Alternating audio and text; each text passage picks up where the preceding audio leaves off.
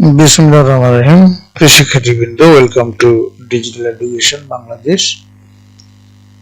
আজকে আমরা নতুন একটা বিষয় আলোচনা করবো। যারা তোমরা পরীক্ষা দিয়ে নতুন ক্লাসে উঠছো, নতুন ক্লাস নিয়ে আমার আজকের ভিডিও, এটা তোমাদের অনেকটা হেল্পফুল হবে এবং তোমরা অনুপ্রাণিত হবে। ইনশাআল্লাহ তোমরা রুটিন করে নিবে। এই নতুন ক্লাসে উঠে প্রতিটি শিক্ষার্থীর জন্য এক নতুন রোমাঞ্চ এবং চ্যালেঞ্জ।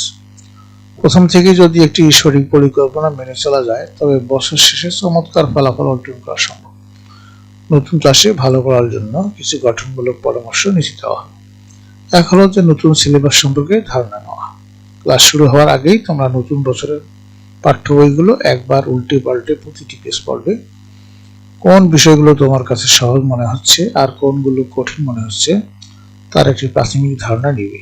এটি তোমাকে মানসিকভাবে প্রস্তুত থাকতে সাহায্য করবে। দুই হচ্ছে একটি বাস্তবসম্মত রুটিন তৈরি করা।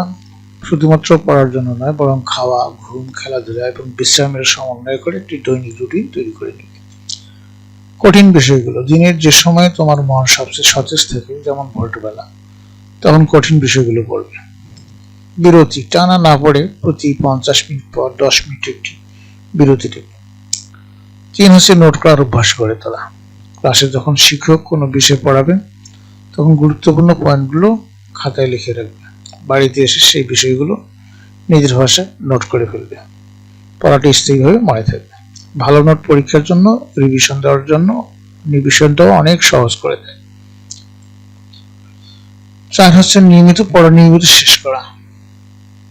ভালো ফলাফলের জন্য মূল মন্ত্র হলো দিনের পড়া দিনই শেষ করা। কোনো পড়া জমিয়ে রাখবে না। প্রতিদিন অল্প করে হলেও সব বিষয়ের উপর চোখ তোলা। জমানো পড়া পরীক্ষার আগে পাহাড় সমস্যা চাপ তৈরি করে। 5 হলো বুঝে পড়ার মানসিকতা।